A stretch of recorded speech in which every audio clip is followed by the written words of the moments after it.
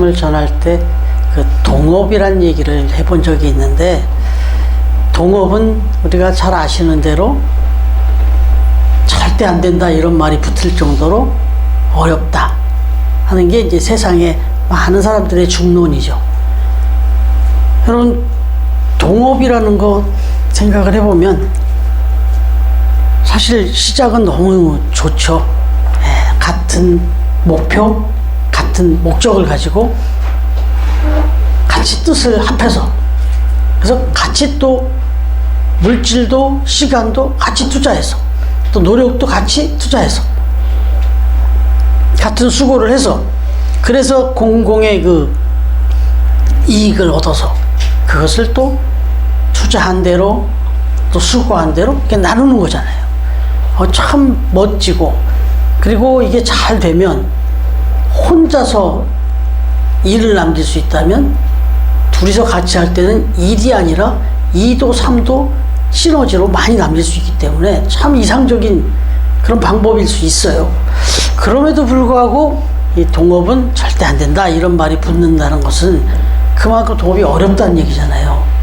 근데 왜 동업이 어려울까? 그냥 생각해 보면 뭐 딴 거 없지 않습니까? 주인이 둘이니까 그렇죠. 네, 주인이 둘이니까. 바꿔 말하면 머리가 두 개다. 이 생각하면 얼마나 어렵겠습니까? 판단이 어떤 결정이 되면 탁탁탁탁 결정을 하고 가야 되는데 결정할 사람이 둘이에요. 이러면 착착 맞아 들어가면 좋지만 100% 맞아 들어갈 수가 없기 때문에 한 번만 안 맞아도 치명적이 되니까. 그러니까 중요한 건 동업이라고 하는 것은 주권자가 2명이기 때문에 어렵다. 또 2명일 수 있는 것보다 더 많을 수도 있죠.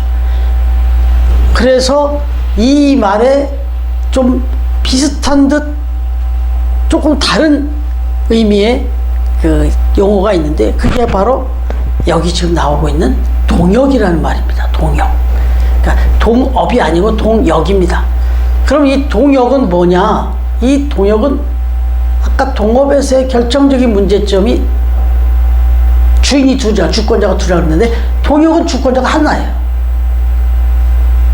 한 분, 한 사람이 주권자예요. 그리고 그 주권자를 돕는, 또 도움을 요청했고 또 돕겠다고 해서 주권자 한 사람의 그 목적과 목표를 잘 이해하고 받아들여서 그대로 돕는 겁니다.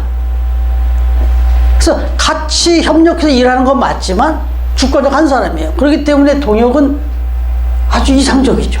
그야말로 이상적이죠. 그 주권자가 한 사람이 있고, 그 한 분이 있고, 거기에 협력해서 그 일을 이루어가는데, 그렇게 이루어서 절대적으로 그 주권자에게 그게 모든 이익이 돌아가도록 하지만, 그러나 동역자를 그렇게 무시하지 않죠. 그렇게 동역한 사람에겐 고마움과 감사의 또 그 나눔이 있죠. 이게 이제 동역이라는 거죠. 그래서 성경에서 이야기하는 거는 동업적인 이야기보다는 당연히 동역에 대한 이야기가 많이 나옵니다. 특별히 오늘 우리가 보신 말씀의 끝절 9절에는 우리가 하나님의 동역자들이다 이렇게 표현을 합니다. 그럼 한번 보시면 같이 읽어볼게요. 시작. 우리는 하나님의 동역자들이요 너희는 하나님의 밭이요 하나님의 집이니라. 여러분, 여기 보니까 우리는이라고 나오네요. 우리는. 지금 우리는 할 때 우리는에 여기 지금 이 이야기를 쓰고 있는 사람이 사도 바울이잖아요. 그 사도 바울이 우리는 할 때 속에는 누가 있냐면 자기 자신과 함께 아볼로라고 하는 사람, 그 다음에 개발하는 사람을 얘기해요. 근데 왜 이런 얘기 하는지 아시죠? 막 서로 막 나는 아볼로파다, 나는 베드로파다, 나는 바울파다, 막 이렇게 막 나뉘니까 사도 바울이 하는 소리가 그런 게 아니다. 나도 게바도 아볼로도 주권자가 아니다. 우리는 다 동역자들이다. 누구의 동역자? 하나님의 동역자들이다. 그럼 무슨 얘기예요 여기서? 누가 주권자라는 얘기예요? 하나님이잖아요. 우리는 주권자들이 아니다. 주권자는 한 분이다. 하나님이시다. 그럼 우리는 그냥 하나님을 돕는 분들이다. 돕는 사람들이다. 이렇게 얘기를 하는 거예요. 그러면 여러분, 하나님께서 하나님의 뜻을 이 땅에서 이루어가는 데 있어서 굳이 하나님이 동역자들이 필요할까요? 뭔가 좀 도움이 필요하고 도움을 좀 받아야 되면 좋겠다 하는 사람들이 통역자를 필요로 하는 거잖아요. 그럼 굳이 하나님이 전능하신 분이라고 말씀하는데, 우리가 능력이 많으시고 지혜가 출중하시고, 그런데 그런 하나님이 굳이 사람들의 도움을 받을 필요가 있을까요? 어떻게 생각하세요? 좀 퀘션은 되지 않습니까? 예. 사람의 도움을 하나님이 필요로 할까? 이런 생각을 해보게 되잖아요. 근데 그건 분명히 아니란 말이죠.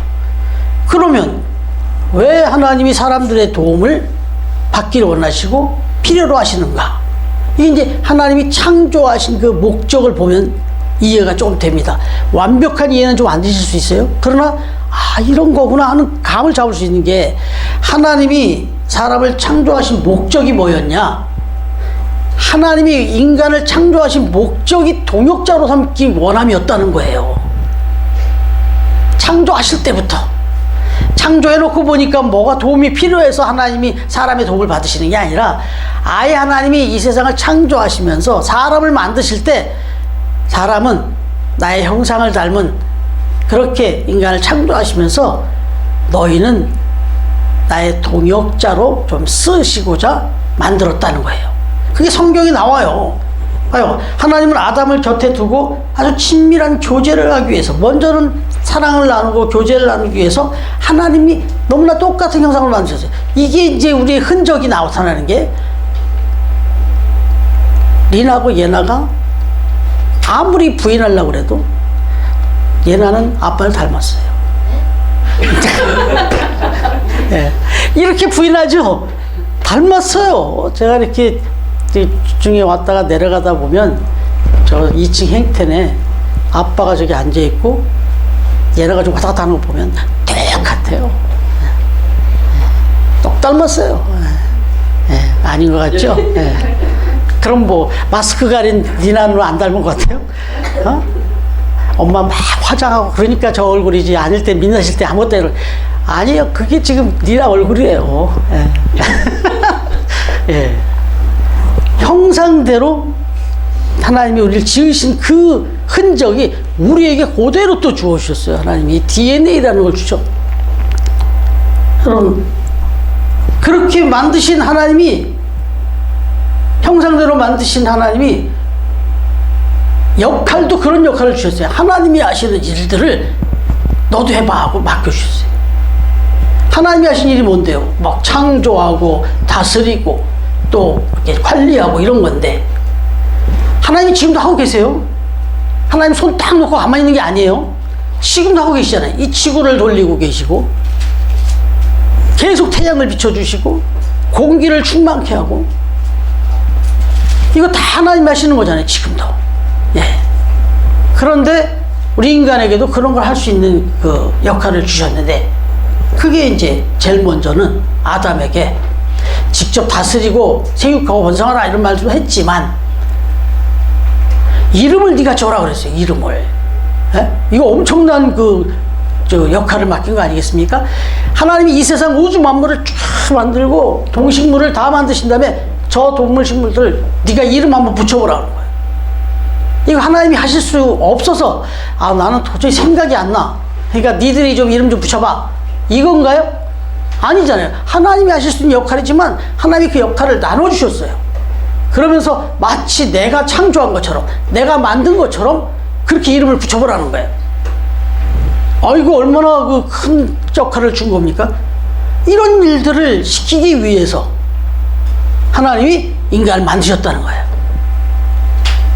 그렇기 때문에 하나님은 하나님이 능력이 부족하고 뭐가 절대적인 도움이 필요해서 그렇게 동역자를 필요했다는 뜻이 아니라, 하나님이 너무너무 믿고 내 형상대로 만든 인간들을 믿고, 그 다음에 또 한 걸음 나아가면 사랑하니까 같이 이런 일들을 같이 가기를 원하시는 거죠. 예. 그래서 하나님은 아담과 하와를, 그리고 우리 인간을 하나님의 동역자로 삼으셨다 하는 거예요. 그런데 이제 한 걸음 나아가면 예수님을 생각해 보면, 예수님도 마찬가지예요. 예수님이 이렇게 시간과 공간에 제약을 받지 않으시는 분이잖아요.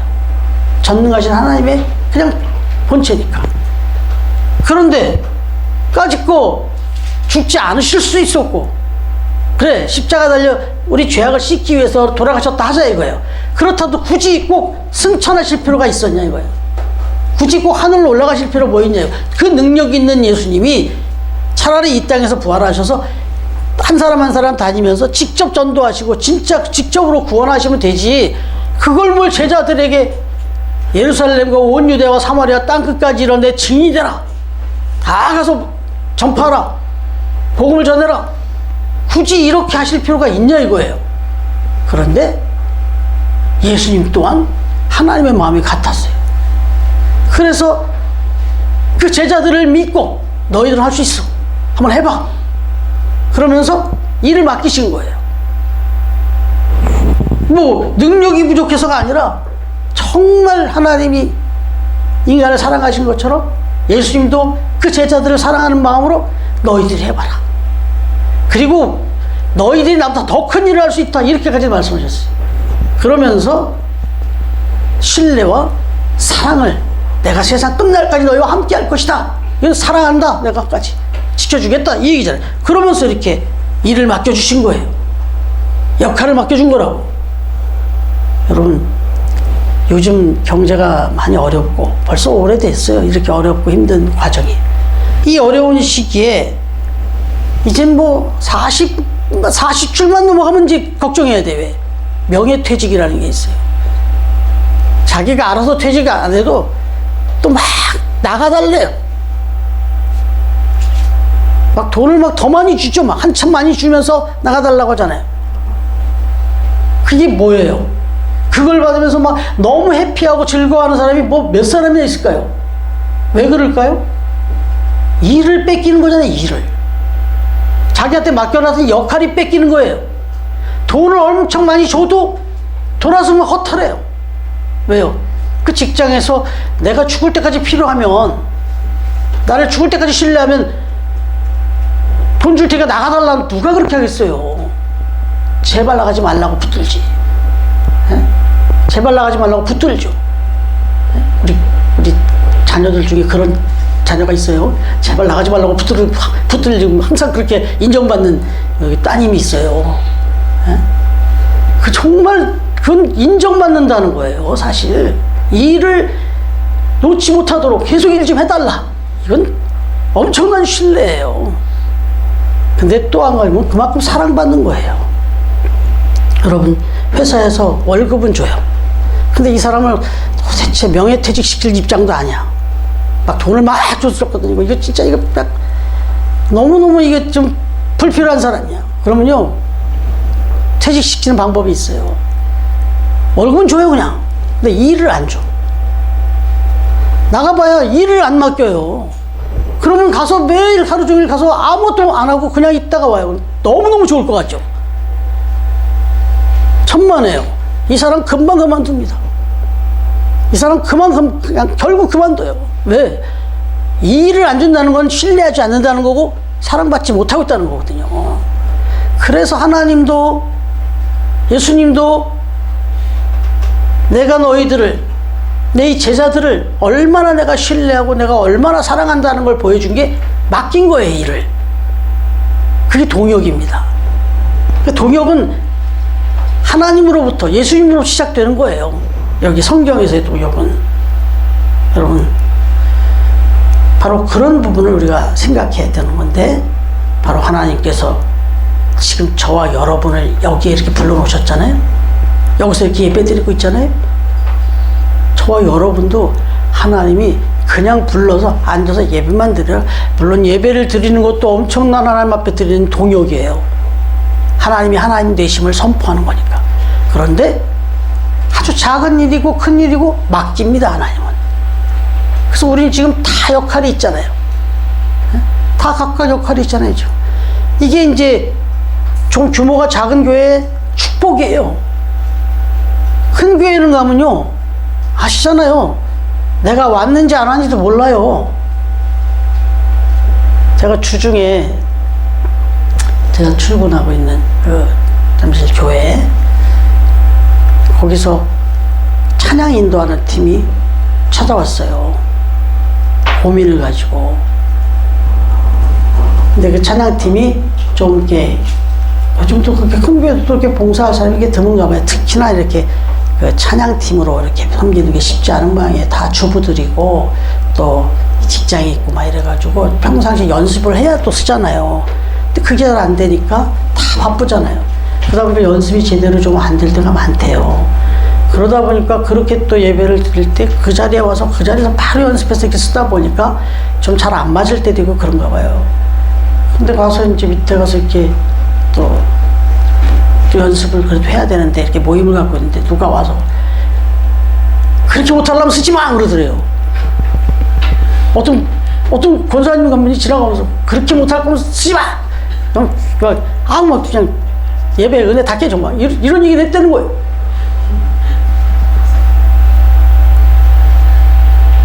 여러분, 이게 배부른 소리 아니에요? 이게 배부른 소리 아니에요?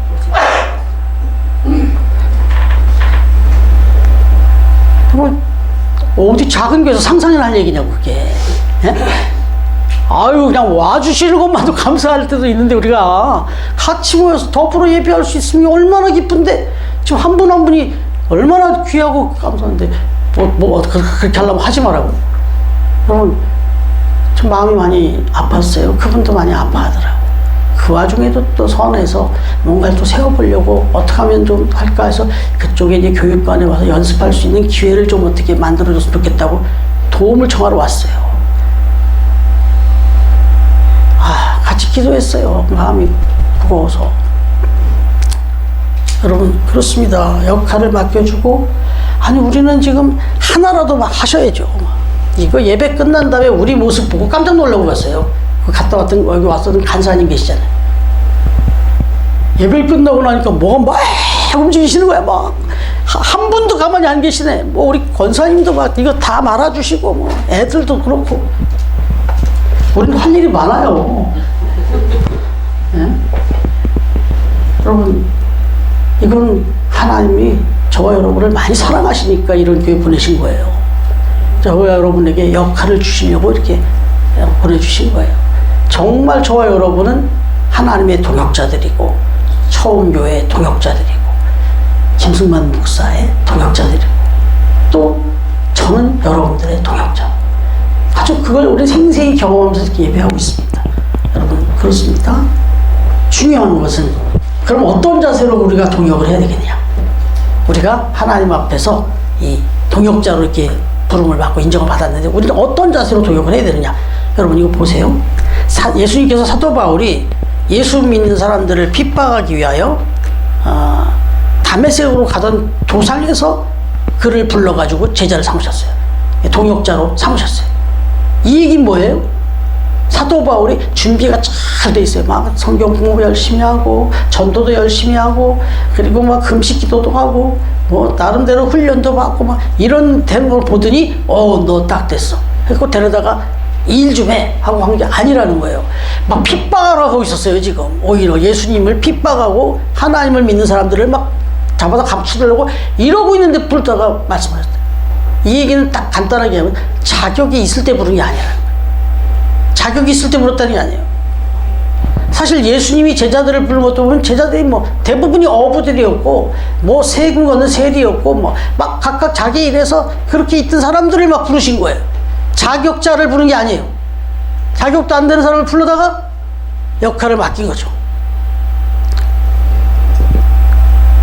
이 말을 바꿔 말하면 내가 잘나서 내가 자격이 돼서 하나님이 동역자가 되는 게 아니고, 하나님의 동역자가 되는 그 자세는 나 같은 사람을, 저같이 이렇게 부족한 사람을, 이렇게 약한 사람을 하나님이 저한테 이런 일을 맡기십니까? 제가 정말 부족한데 어떻게 이걸 제가 감당할 수 있겠습니까? 이런 자세로 맡아야 된다는 거예요. 다른 말로 겸손해야 된다는 거죠. 겸손하게. 그리고 난 못할, 이래서 못하고 저래서 못한다. 마치 겸손한 척 하면서 못한다고, 진짜 못한다고 하는 건 그건 겸손이 아니라 또 다른 교만이에요. 그 하나님의 동역을 자기가 마치 하는 것처럼 생각하는 것. 여러분, 여기 보면 지금 뭐 게바파, 아볼로파, 뭐 바울파라고 얘기한 이 사람들을 향해서 뭐라고 얘기하냐면 어린아이 같은 사람들이라고 얘기해요. 어린아이 같은 사람들이다. 너희들은 어린아이 같은 사람들이라. 그래서 이 사람들의 특징이 뭐냐? 사람의 능력을 의지합니다. 게바를 의지하려고 그러고, 바울을 의지하려고 그러고, 아볼로를 의지하려고 그러고, 막 사람을 봐요. 사람을 보면서 그 능력에 의지하려고 하는 거예요. 이런 사람들은 아직도 육에 속한 사람이고 아주 어린아이 같은 사람들이다. 진짜 성숙한 사람은 사람을 보는 게 아니라 하나님을 보는 거다. 그럴 때 바울처럼 아볼로처럼 게바처럼 뭐 특별하게 뭐 잘된 것처럼 보이지 않는 나도 얼마든지 하나님의 동역을 할 수 있는 거예요. 네? 잘난 사람만 하는 게 아니라고. 잘난 사람만 찬양대 앞에 여기 성가대석에 앞에 쓰고 뭐 이러는 게 아니라고요. 부족하지만 어떻게 저 같은 사람을, 그러나 순종함으로 이렇게 하는 거예요. 여러분, 못생긴 나무가 산을 지킨다라는 글을 쓴 분이 계세요. 기쁨의 교회라고 하는 김원태 목사님의 칼럼에 그런 얘기가 나오는데 이미 많이 알려진 그 글도 있어요. 아시잖아요. 막 산에 이렇게 나무들이 많이 있는데 지금 뭐 불타서 너무 가슴 아픈데 참 많은 나무들이 있으면 잘나고 멋진 나무들이 먼저 베어 나갑니다. 먼저 나갑니다. 다 여기저기에 인정받고 팔려 나갑니다. 다 저희 가서 뭐 귀한 재료로 쓰입니다. 그러면 산에 남아있는 나무들은 비교적 좀 초라하고 조금 못생긴 나무들이 남죠. 결국 산은 누가 지키냐면 그 사람들, 그 나무들이 지키는 거예요. 근데 여러분, 그러면 그 산을 지키는 그 나무 사람들은 다 초라하고 못생기고 저기한 사람이냐? 아니요. 하나님은 그분들을 통해서, 그 사람들을 통해서, 그 나무를 통해서 산을 이루고 그 공동체를 이루어간다는 거예요. 사실 지금은 교역자들이 사역지가 쉽지 않아요. 목회하기가 그렇게 어려운 상황이다 보니까 교회를 가려서 갔다고요. 그동안에는 조금 규모가 있고 좀 가서 인정받고 좀 사랑받을 만한 그런 교회를 찾아다녔다고요. 그래서 그런 교회에서 뭐 하면 막 이력서가 막 어마어마하게 들어가고, 작은 교회는 거들떠도 안 봤어요. 교육자들 중에도 그런 일이 있었어요. 근데 하나님이 마음이 좀 불편하셨는지 싹 지금 어렵게 됐잖아요. 코로나를 거치고 하면서 교회가 어려우니까 아이고 뭐 시골의 작은 교회도 교회에서 참 사역자를 구하기가 쉽다네요. 막 너도 나도 온다고 그러네. 여러분, 이게 좀 아픈 현실이지만 이게 본질로 가는 거 아니겠어요? 그러면 교회 성도들은요? 교회 성도들도 편하고 내가 인정받을 수 있고 뭐 내가 누릴 만한데 이런 데 먼저 찾아보게 되잖아요. 자랑할 만한, 내가 막 뭐가 착각하고 있는데 막 그런 데를 찾아다니고 그런 교회 다니는 걸 막 또 이렇게 그러잖아요. 그런데 이렇게 작은 교회 정말 여기서 내 사명을 발견하고, 여기서도 내가 여기서 사랑받고 있고 신뢰받고 있는 것에 대한 감사로 늘 그런 겸허한 심령으로 예배하는 모습. 지금 여러분들을 제가 자꾸 이렇게 칭찬하는 게 그냥 막 일부러 이러는 게 아니라 말씀을 보다 보면 그래요. 바로 그런 섬김, 그런 사랑으로 우리는 이 교회를 섬기고 있는 거죠. 여러분, 오늘 말씀 8절 한번 읽어볼래요? 같이 시작. 심은 이와 물주는 이는 한 가지나 각각 자기가 일한 대로 자기의 상을 받으리라. 여러분, 이렇게 저렇게 심고 물주고 뭐 역할을 뭐 각각의 역할을 다 하는데 진짜 중요한 건 자기의 일한 대로 자기의 상을 받는다. 내게 주어진 역할 작지만 어떤 상황이든 정말 그거를 이게 하나님의 동역자의 일이다. 내가 감히 내가 뭐라고 내가 하나님의 사역의 일을 돕는다. 이걸 아주 귀하게 생각하고 이렇게 섬기시잖아요. 우리 지금 교회 안에서 의자를 하나 날르고 의자를 하나 고치고 PPT를 하나 넘기고 카메라 하나 찍고 뭐 주벌 하나 정리하고 아주 작은 일이고 출석을 나가서 부르고 뭐 여러 가지 일을 하잖아요. 근데 하나님 뭐라고 하시냐면 자기 일한 대로 자기 상을 받게 된다.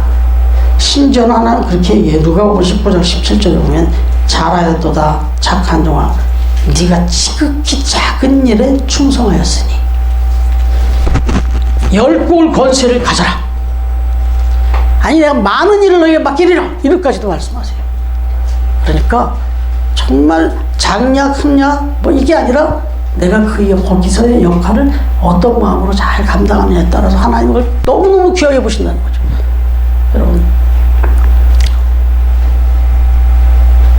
지금 이랜드 그룹의 그 박성수 사장님, 박성수 회장님, 그분 사실 제가 도란노서원 다닐 때 그 도란노서원에 부장으로 계셨던 방선지 목사님이라고 계시는데 그분의 친구입니다. 그래서 그때 봤어요, 제가 그분을. 도란노도 봤었고 제가 그분이 운영하는 잉글랜드라고 하는 이화여대 앞에 옷가게가 쫙 있는데 거기 조그만 구멍 가게 여기보다 작았어요. 우리 카페에 한 반 정도나 되나? 5평 정도? 뭐 10평? 안 돼요. 그런 매장에 500만 원 빌려가지고 매장을 열었거든요. 그 시기에 제가 가봤어요. 근데 그렇게 신앙이 좋을 수가 없는 거예요, 이분이. 그러더니 어느 날 보니까 갑자기 뭐가 터지기 시작하는데 결국은 이렇게. 그래서 제일 먼저 캐치프레이즈가 그거였잖아요. 프랜차이즈로 가맹점을 모집할 때마다 다 주일날 쉰다. 다 주일을 쉰다. 이러면서 그 큰 센세이션이 일어났어요. 네. 옷가게가 주일날 쉬어버려요. 근데 이게 막 장사가 되니까 이게 어떻게 아이러니. 결국 지금 어마어마한 또 위치에 있는데 그 밑에서 있던 분이 그 당시에 또 이 기업을 키워갈 때 있었던 사람이 용석봉 회장님입니다. 기쁜 여기 세이브존 회장님이 이분 나가지 말라고 막 붙들었어요. 난리 쳤어요. 이 양반도 또 한신앙 하는 분이라. 그러더니 나와갖고 거기는 주의를 표방하면서 난리 쳤는데 자기는 이 백화점을 하면서 어떻게 주의를 쉬어요. 그러니까 이런 카페를 계획하고 찾다가 기쁨의 집을 찾은 거 아니에요. 그래서 거기서 여기 운영을 해달라요. 그리고 여기서 예배를 드릴 수 있게 해달라요. 직원들하고 꽤 오랫동안 예배를 드렸습니다. 이 자리에서. 그러다가 이게 나라가 이상해지면서 법으로 규제가 돼서 결국은 제재를 하니까 할 수 없이 지금 체포를 못하고 있는 건데 그러다가 이제 우리가 여기서 예배 드린다니까 지금 아주 할렐루야를 부른 거 아니에요. 그러니까 여기 왔다가 지나가시면은 여기는 절대 터치하지 마라. 이게 지금 직원들한테 통칭 아닙니까? 그러니까 저 이것만 갖고 탄 건 세이브존이 지금 알부자예요. 네, 물론 매출에 구매는 다 있죠, 어디든지. 근데 이 지금 용석봉 회장님이 아주 손에 꼽아요. 인터넷 쳐보십시오. 온전히 하나님 앞에 있겠죠. 작은 일에 일단 충성을 한 거예요. 그러면서 자기 역할을 그냥 하는 거예요. 하나님이 다 자기 상을 주시더란 말이죠. 근데 이걸 받으려고 우리가 동역자가 되라는 뜻은 아니고 하나님이 다 지켜보시니까 우리는 우리 스스로의 겸손함으로 그렇게 역할을 잘 감당하면 좋겠다. 여기 한 가지만 말씀 전할게요. 에베소서 4장 11절에서 12절 한번 우리 니나 한번 읽어봐 줄래요? 에베소서 4장 11절에서 12절.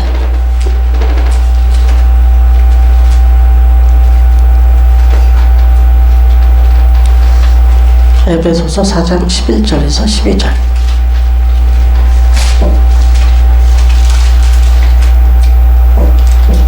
찾으셨어요? 네, 4장 11절에서 12절 한번 읽어주세요. 시작.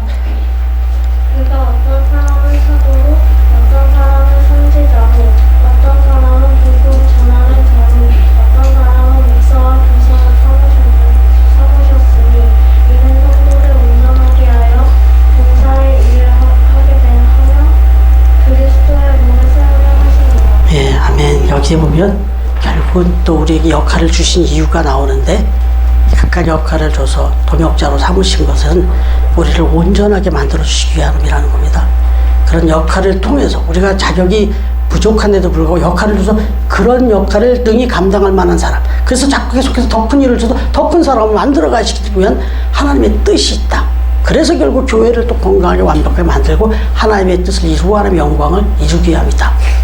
여러분, 이 마음 가지고 우리가 하나님의 동역자가 되었다는 자부심을 가지시고 오늘도 내게 주어진 일이 무엇인지 그 삶의 자리에서 교회에서 하나님께 그 역할을 잘 감당함으로 내 영광 돌리고 또 각각의 상을 충만하게 받고 그렇게 축복의 삶을 살아가는 우리 처음 가족들 다 되시기를 주님의 이름으로 축원합니다.